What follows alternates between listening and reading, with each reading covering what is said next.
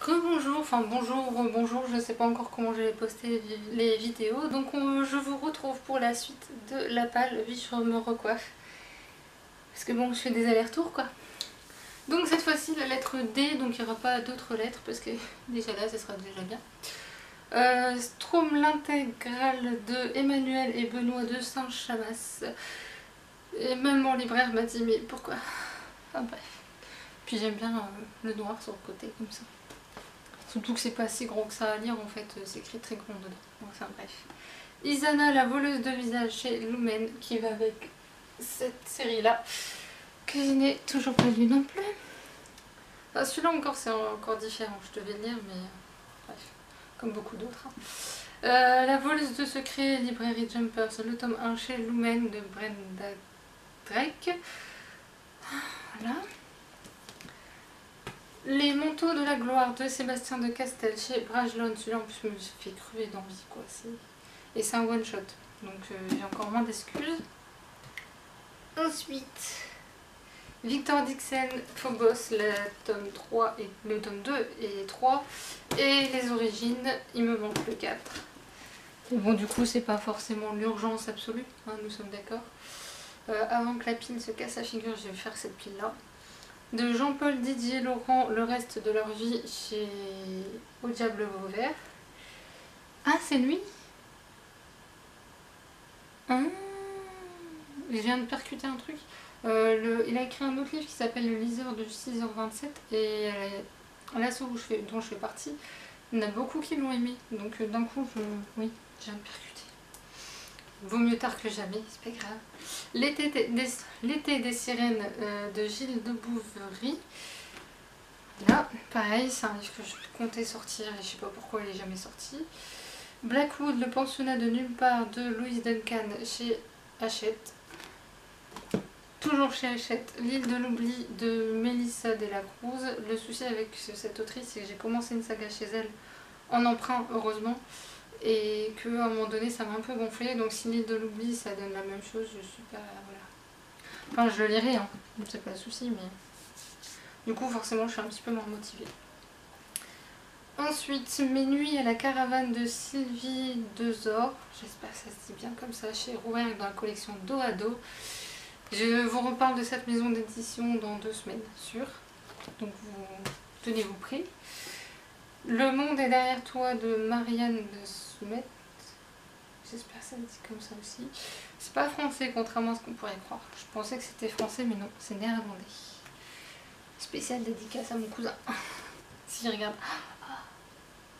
Voilà, je me suis fait disputer par le meuble. Les Aldemro, tome 1 et 2 de Alexiane de Lys. Oui, je sais, ils sont sortis maintenant en poche. Enfin, ils commencent en tout cas à sortir en poche. Bref. Andrea Deslac. Vous savez à quel point j'aime cette autrice. Je suis un peu dégoûtée parce qu'en fait, dans la bibliothèque, les livres, enfin l'un des 2 tomes a un petit peu morflé. Ça me dégoûte un peu. Et j'ai pas recouvert les livres de cette autrice. Sérieusement, je ne l'ai pas recouvert. Et là, il y a des moments où je perds la tête. Voilà, donc le tome 2 et 3 de Even Forest de Andrea Deslac chez les éditions Hydralune, que je vous recommande, mais une puissance. Ils sont d'une efficacité, enfin je vous en reparlerai, mais ils sont juste franchement extraordinaires. Du coup, je vais les mettre de côté vu qu'ils n'ont pas été recouverts. Mauvais joueur de Julien Dufresne Lamy. Je dirais pas qu'il me l'a recommandé. Merci mon libraire. On va parler de Wesley Diguet. Puisque Diguet, je ne sais jamais comment on dit son nom. Je m'excuse si je vois la vidéo. La damnation de l'ange. En sachant qu'il y a une nouvelle version qui est sortie. Et apparemment la fin serait plus heureuse. Le crépuscule royal. La veuve et la lune. Les 2 sont aux éditions Gloriana. Oui, Bouquinette, qui te demandait Gloriana, voilà. Le tome 1, 2 et 3 de la saga Selena Rossa, du même auteur mais en version restons calmes, en version économique. J'attends qu'ils sortent le tome 4 et 5, mais je me demande s'il va vraiment les sortir, puisque même ces versions là elles sont plus vraiment dessus. Enfin bref, vous inquiétez pas, c'est juste la pile C qui s'est écroulée par terre. Zen. J'ai oublié le nom d'auteur. Joël Dicker, La vérité sur l'affaire Harry Kéber. La seule chose qui me retient sur ce livre, en fait, j'ai lu en occasion, je l'ai eu à 1 euro, hein, donc c'est pas c'est pas mort d'homme. Hein. C'est juste que voilà, l'épaisseur déjà, d'habitude ça ne me freine pas, mais en plus c'est un thriller. Mais comme on en dit beaucoup de bien, je me dis bon, peut-être un jour. La trilogie steampunk de Paul Di Filippo, donc du steampunk avec les belles dorures et tout. Cécile Duquesne, la saison 1, les foulards rouges, l'intégrale de la saison 1. Voilà. J'ai un peu peur parce qu'en fait, apparemment, l'héroïne, c'est la seule femme qu'il y a. Et il y a un truc, voilà, ça s'appelle pas le bain pour rien apparemment. Enfin bref, mais c'est du steampunk. La 7ème épée, l'intégrale de la trilogie de Dave Duncan, je crois que c'est celui-là. Voilà, je crois que c'est celui-là qui est drôle. Il y en a un d'intégrale que j'ai qui m'a l'air super drôle. J'avais commencé à lire le début, je m'étais dit, oh, le jour où je vais me taper un fou rire, je pense que celui-là, ce sera divin. Régine Deforge, La bicyclette bleue. Fées et lutins de Marie-Charlotte Delmas. En plus, je crois que l'objet livre est... Non. Non.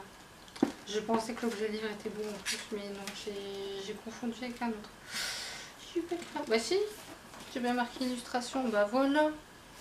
Il y a des illustrations. Enfin bref. Et en plus, je n'ai pas payé du tout au prix indiqué à l'intérieur. Fais-le pour maman de François-Xavier Dillard que j'ai gagné il n'y a pas très très longtemps en plus, je crois. Je sais plus quand exactement, mais j'ai gagné il n'y a pas très longtemps.